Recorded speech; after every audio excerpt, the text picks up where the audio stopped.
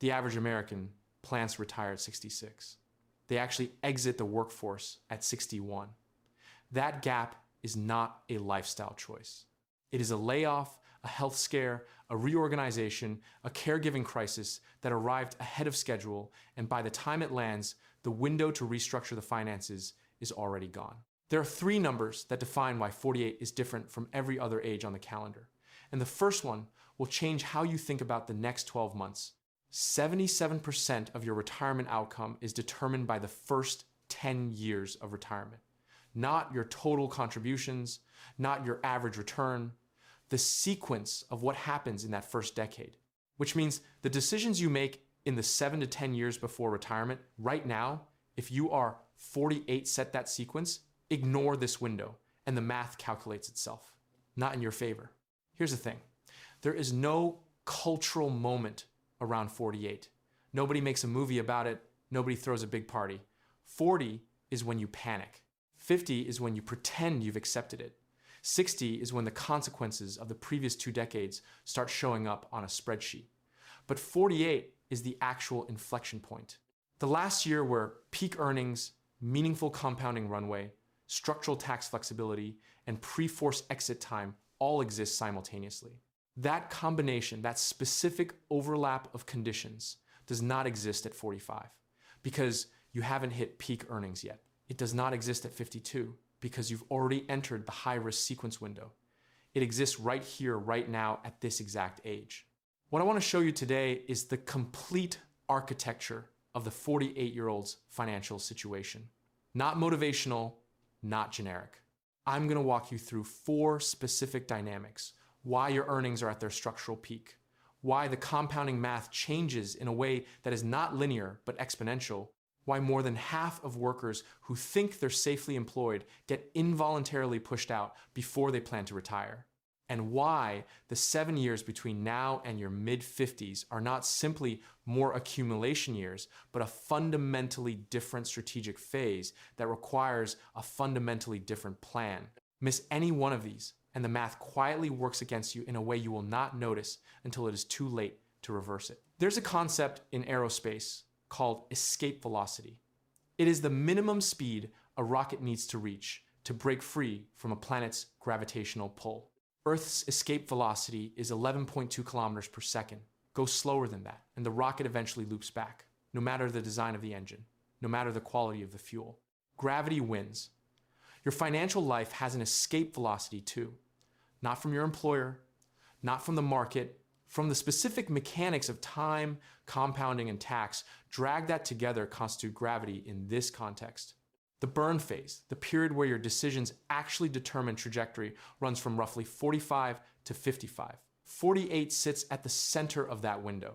By the time I'm done explaining why, the metaphor will feel less like a motivational poster and more like a structural diagram. In a few minutes, I'm going to show you a dynamic that most financial content never touches: the hidden intersection between involuntary exit risk and sequence of returns risk, and how those two forces combine to unravel plans that look perfectly reasonable on a spreadsheet. But first, let me show you why your best financial asset right now is also hiding your biggest structural blind spot.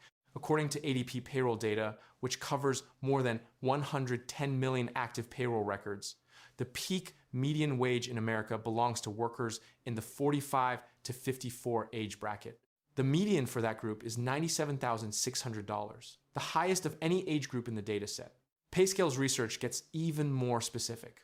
College-educated men experience pay growth for nearly a decade longer than most other groups, with earnings peaking around age 49 at a typical salary of around $90,000. Federal Reserve data confirms the same pattern: households between 45 and 54 earn a median income of $91,880, the highest of any family age group. So statistically, right now at 48, you are at or approaching the highest income you will ever earn in your career. That is genuinely good news. Here is the problem. Peak earnings years are also the most expensive years of most people's lives. The mortgage is at its highest. College tuition is either here or approaching. The lifestyle that expanded with the income has a fixed cost structure that does not respond quickly to intention. And there is something that the financial planning industry calls lifestyle inflation, which is a polite name for what happens when every upgrade you made during the income climb became the new floor you can't seem to drop below without it feeling like regression. The result is that most people at 48 are earning more than they ever have and saving proportionally less than they did in their early 30s, when the number was smaller, but the percentage was higher. Empower analyzed their account holder data and found that Americans in their 40s have an average retirement savings balance of $593,000. The median, which tells you what the middle of the actual distribution looks like, is $220,000. The median, at the peak of their earnings, with potentially the next 15 to 17 years of compounding still available, $220,000 compounded at a 7% real return for 17 years, arrives at retirement worth approximately $650,000. The 4% rule, which is already under serious scrutiny, would give you $26,000 per year from that amount. Add average Social Security of roughly $22,000, you're at $48,000 in annual income. Before taxes, at a time when the healthcare component of your retirement spending has a real chance of exceeding $10,000 annually. You think the problem is earnings. It is not. It is the structural commitment of what you do with them. This is where I want to introduce someone. I'll call him Mark. Mark is 48. He earns $92,000 per year, has $280,000 in his traditional 401k, no Roth account, owns his home, carries no credit card debt, and has $6,000 in a savings account. He genuinely believes he is on track for retirement at 65. Every conventional metric agrees with him. He is contributing 15% to his 401k, including the employer match. He is not a case study in failure. Mark is making 3 structural mistakes that will cost him between $250,000 and $400,000 in lifetime wealth.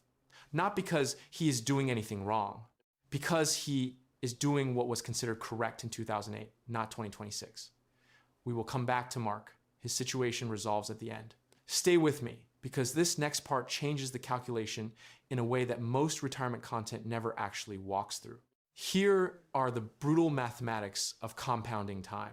$1 invested today at a 7% average annual return, which is roughly the historical real return of a diversified, low-cost equity portfolio after inflation becomes approximately $3.38 in 17 years. That is the compounding multiplier you have available right now, assuming retirement at 65. Wait 7 years. Invest at 55 instead. The same dollar becomes approximately $1.75 by 65. Same dollar, half the outcome. You did not make a bad investment. You made a late one. Now scale this up to something that actually reflects your situation. If you increase your annual retirement contribution by $20,000 per year, starting at 48 versus starting at 55, the difference in terminal value at 65 is not $20,000 times 7 years, which is $140,000. Because of compounding, the actual terminal value difference is closer to $450,000 to $500,000. That is not a rounding error. That is the difference between comfort and constraint in retirement. And the government has actually built you a legitimate structural advantage for this exact window that most people are not fully exploiting. In 2026, the IRS allows workers aged 50 and older to contribute up to $32,500 per year to a 401k plan, $24,500 in base contributions plus an $8,000 catch-up contribution. That's meaningful. But Secure 2.0 added something that matters specifically for your planning at 48. From ages 60 through 63, the catch-up contribution limit jumps to $11,250 instead of $8,000, which means the maximum 401k contribution for someone in that age band is $35,750 per year. At 63, that window closes and reverts to the standard 50+ limit. Why does that matter at 48? Because the people who can actually max those contributions at 61, 62, and 63 are the people who spent the previous 12 to 15 years building the income margin, the expense structure, and the financial habits that make it possible. If you arrive at 60 and you're barely hitting the standard contribution limit, the super catch-up is a feature that exists for someone else. The runway at 48 determines whether you can use the runway at 62. By the way, hit subscribe if you like what I'm doing here. Otherwise, the algorithm genuinely may never surface this content for you again. This is where I want to thread the sequence of returns risk back into the compounding discussion, because these two ideas are not separate. They are phases of the same problem. At 48, you are in the accumulation phase. Volatility is your friend. A down market means you are buying assets at lower prices. The order of returns does not matter yet, because you're adding to the portfolio and not withdrawing from it. Research confirms this. During your working years, a 20% loss followed by a 25% gain produces roughly the same result as the reverse, because you are not pulling money out. That math inverts completely the moment withdrawals begin. Wade Pfau's research, and this is probably the most important single data point in this video, found that approximately 77% of a portfolio's final retirement outcome can be explained by the returns of just the first 10 years of retirement, not the lifetime average return, the sequence of the first decade. The order of the cards matters more than the value of the hand. A 20% market decline on a $1 million portfolio costs $200,000. The same decline on a $400,000 portfolio costs $80,000. The damage scales with the size of the portfolio. In the first years of retirement, when the portfolio is at its maximum and withdrawals are drawing it down, every market decline causes the most absolute damage it will ever cause. And those losses are compounded by the fact that you are selling assets at the bottom to fund expenses, which means those shares are gone. They cannot participate in the recovery that follows. Two retirees can experience the same average 7% return over 30 years. One runs out of money at year 23, the other has $800,000 left at year 30. The only difference is the sequence of returns in the first decade. This is not a theory. This is the mathematical structure of how portfolios under withdrawal work. Now, connect this to the forced exit data, and the story gets darker. ProPublica and the Urban Institute analyzed the Health and Retirement Study, the premier quantitative database on aging in America, tracking 20,000 people from the time they turned 50 through the rest of their lives. The finding? 56% of stable, long-time employees, people with full-time jobs they had held for at least 5 years when they entered their 50s, were laid off at least once or pushed out under financially damaging circumstances before they voluntarily chose to retire. 56%, more than half. These are not marginal workers. These are the most stable, most secure, most experienced people in the workforce. And an additional 13% departed under conditions suggesting they were effectively forced out but reported it as voluntary retirement to avoid the social stigma. So the real number may be higher. Harvard's Lisa Berkman, who has studied the employment outcomes of older workers extensively, summarized it simply. The 50s are the fork decade. Around half of Americans do not work full-time through them. And of those who leave, the odds of re-entering at a comparable income level in their 60s are low. Let that interact with sequence of returns risk. You plan to retire at 65. The data says there's more than a 50% chance you exit the workforce earlier than planned, laid off at 53, pushed out at 56, health issue at 58. That puts you at the beginning of your withdrawal phase. Somewhere in your early 60s, you begin drawing down your portfolio. A bear market arrives, as it statistically will at some point in any 15-year window. Your portfolio is now simultaneously being drawn down by withdrawals and compressed by market losses. The shares you sell to cover living expenses are sold at the bottom. The recovery that follows grows a smaller portfolio. The sequence is set. The outcome is locked in. The people who survive this scenario are not the ones who got lucky with the market timing. They are the ones who, 7 to 12 years before retirement, built 3 specific buffers that insulated the portfolio from forced selling during downturns. A cash or high-quality bond reserve covering 2 to 4 years of living expenses. A guaranteed income floor, Social Security, a pension if you have one, An annuity if you're comfortable with a structure that covers base living costs so that portfolio withdrawals are supplementary, not survival. And a tax diversified account structure that allows them to pull from Roth or taxable accounts during down market years, preserving the tax deferred accounts and letting equities recover before forced liquidation. None of these three positions can be built in 1 year. They require the 7 to 12 year runway, which at 48, you still have. This is the moment to talk about the math that lives behind the healthcare line item, because it is the most commonly underestimated number in every retirement projection I have ever seen. In 2026, the enhanced ACA premium tax credits that had been available since 2021 expired and were not renewed. The subsidy cliff at 400% of the federal poverty level is back. For a single person, that threshold is approximately $62,600. Earn more than that in a given year, and you pay full price for marketplace coverage.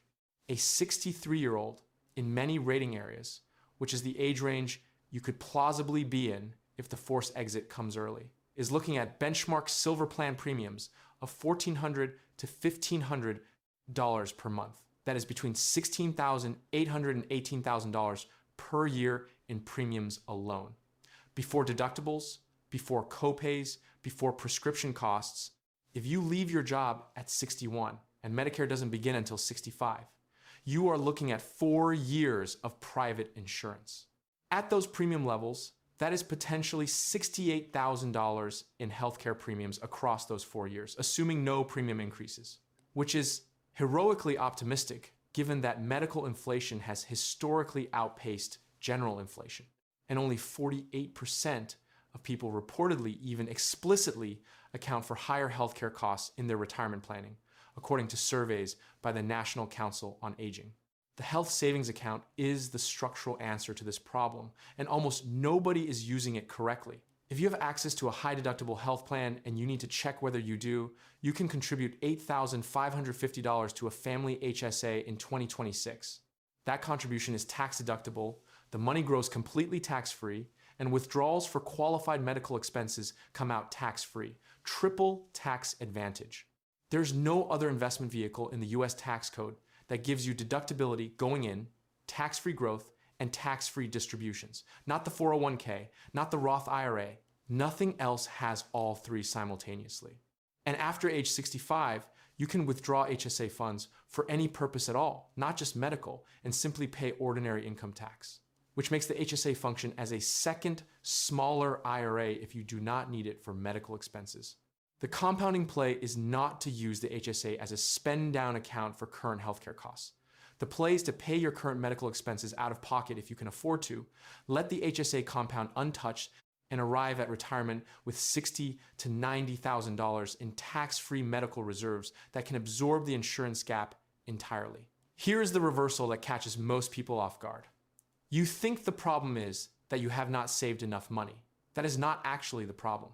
The problem is that you have almost certainly saved all your money in one tax bucket, the pre-tax 401k, and structured your retirement plan around a set of assumptions about tax rates, exit timing, and market behavior that may be true but may also be catastrophically wrong.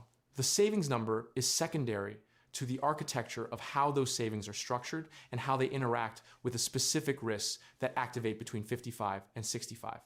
Let me come back to Mark and walk through his 3 structural mistakes in specific terms.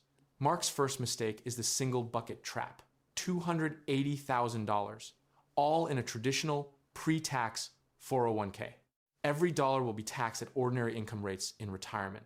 Mark's plan assumes he will be in a lower tax bracket in retirement than he is now. That assumption, while conventional, is not guaranteed.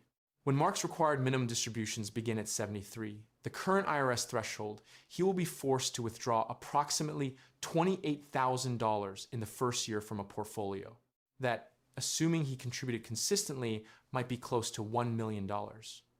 Add Social Security of around $22,000 annually, his taxable income in retirement is immediately $50,000. His marginal bracket, 22%, which is not dramatically lower than the 22 or 24% he is paying right now during his peak earning years. He deferred income for 30 years and may pay roughly the same rate or higher if tax rates rise to address fiscal pressures, which is not a conspiracy theory. It's an actuarial projection that every budget analyst takes seriously. The window to begin building tax diversification is the next 7 years. A Roth IRA contribution, if eligible, and the income limit for direct Roth contributions in 2026 for married filers is around $236,000 in modified adjusted gross income. A backdoor Roth conversion if income is too high. A modest after-tax brokerage account that produces capital gains instead of ordinary income. The Roth conversion ladder that converts a portion of the traditional 401k to Roth each year, filling the 22% bracket without spilling into 24%. None of these require dramatically different behavior. They require different account structure, which is a decision, not an income level. Mark's second mistake is the liquid buffer gap. $6,000 in savings is not a buffer. It is a rounding error for someone with a mortgage, a family, and a home that will need a roof at some point, which means any unplanned expense, a medical bill, a car, a job gap, gets funded by early 401k withdrawals. At 48, Mark is 11 and a half years away from the penalty-free withdrawal age of 59 and a half. Every dollar he pulls from the 401k before then triggers a 10% early withdrawal penalty plus ordinary income tax.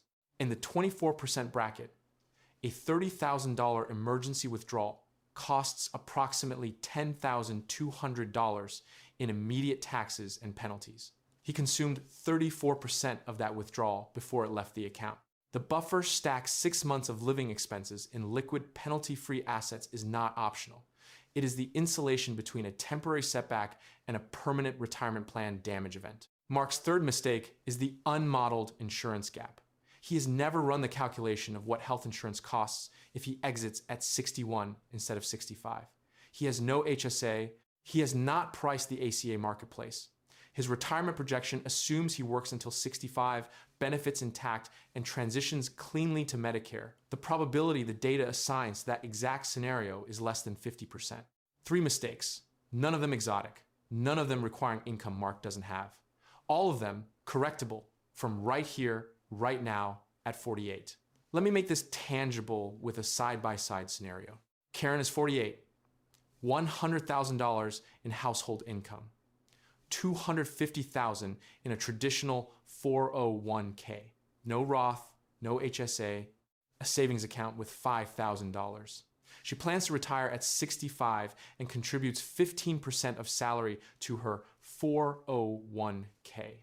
Scenario A, Karen changes nothing. At 65, her 401k contains approximately $760,000, assuming 7% average annual returns. She begins withdrawals. Required minimum distributions starting at 73 push approximately $30,000 per year of forced income, taxed as ordinary income. Combined with Social Security, her annual gross retirement income is around $52,000. She nets around $40,000 after taxes and Medicare premiums. Healthcare expenses in the first year of Medicare, Medicare Parts B and D plus supplemental coverage are around $8,000. She has $32,000 of discretionary retirement income. She is technically fine. She hoped for more freedom than this. Scenario B, starting at 48, Karen reallocates $150 per month from discretionary spending into a Roth IRA, $2,400 per year. Not a glamorous number. She also opens an HSA and contributes the maximum annually $8,500 and does not touch it, paying current medical costs out of pocket from her general savings. She builds a 6-month liquid emergency fund of $25,000 over 3 years. She models the forced exit scenario and prices the insurance gap, which motivates her to treat the HSA loading as non-negotiable. By 65, her 401k is slightly lower than scenario A because she redirected some contributions, but she has approximately $75,000 in Roth assets growing tax-free. She has approximately $90,000 in HSA funds that have compounded for 17 years untouched. In years when the market is down, she draws from Roth instead of selling equities at a loss.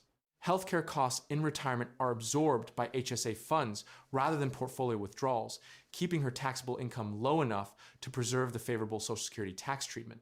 The behavioral difference between these two scenarios is about $300 per month in reallocation and a 3-day administrative effort to open the right accounts.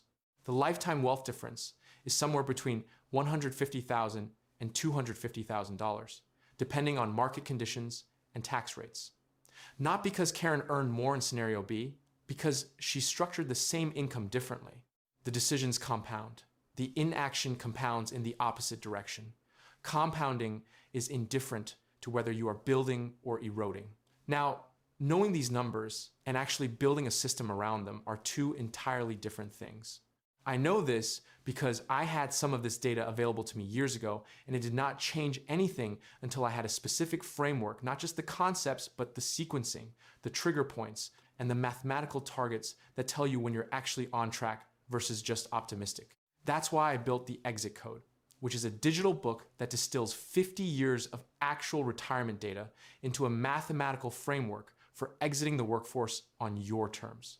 The two things that connect directly to what we've been talking about today, the chapter on the $14,000 invisible bill, the insurance gap that destroys retirees between 62 and 65, which in 2026 is an even sharper problem since the enhanced ACA subsidies expired, and the dynamic withdrawal method, which is a research-backed replacement for the 4% rule that actually accounts for the sequence of returns, risk window, and adjusts withdrawal rates in real time based on portfolio conditions.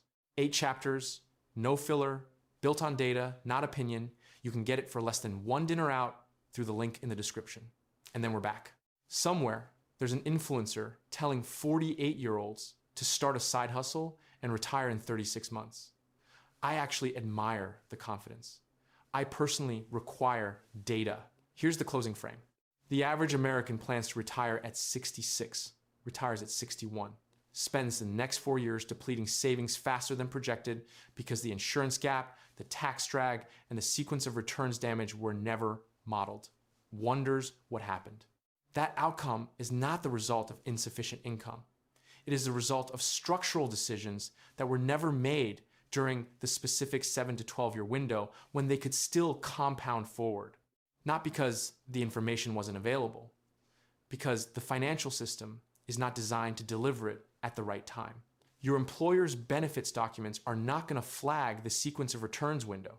Your 401k statement does not tell you that 77% of your retirement outcome is determined by the first decade of withdrawals, not the accumulation phase. Your financial advisor, if you have one charging 1% of assets per year, has a structural incentive to make all of this seem manageable and gradual, not urgent and mechanical. So here are 3 practical takeaways calibrated specifically to 48, not to retirement planning in general. First, model the forced exit this week, not in theory with actual numbers. Go to the Social Security Administration's website and look up your projected benefit at 62 versus 66 versus 70. Price health insurance for a 62-year-old without employer subsidy in your zip code through healthcare.gov. Right now in 2026, that number is likely above $12,000 per year in premiums alone. Run those two numbers against your current retirement projection, assuming you exit at 61. If the math holds, great. If it breaks, and statistically it probably does, you now have a specific dollar figure gap to close and 7 to 8 years to close it.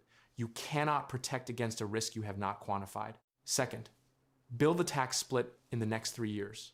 If your current retirement savings are 90% or more in a traditional pre-tax account, you are betting on a single tax scenario in a fiscal environment where that bet is not guaranteed to pay off. Open a Roth IRA or execute a backdoor Roth conversion this year. If your income allows direct contribution, do it. If not, consult a tax professional about the backdoor mechanism. It is legal, well established, and used by millions of high-income earners. You do not need to convert everything. You need to start the Roth account clock because Roth accounts have a 5-year holding requirement. And the earlier that clock starts, the more flexible your access becomes. Building a meaningful Roth balance before 65 gives your future self the ability to choose which account to draw from in any given year, which is the foundation of tax management in retirement.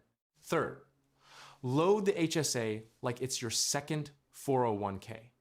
If you have access to a high deductible health plan, the HSA is the best pure tax vehicle available to you.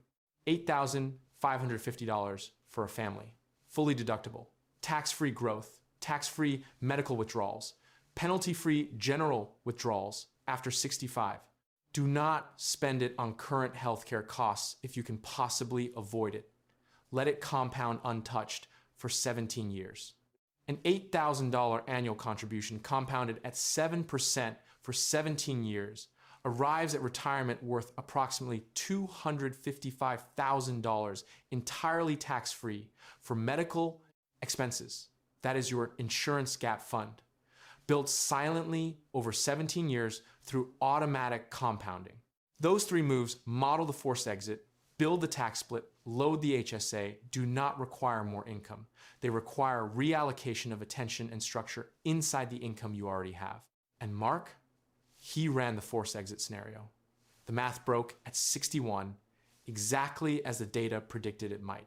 He opened a Roth IRA, started the backdoor conversion process, and enrolled in his company's HDHP to access the HSA for the first time at 48.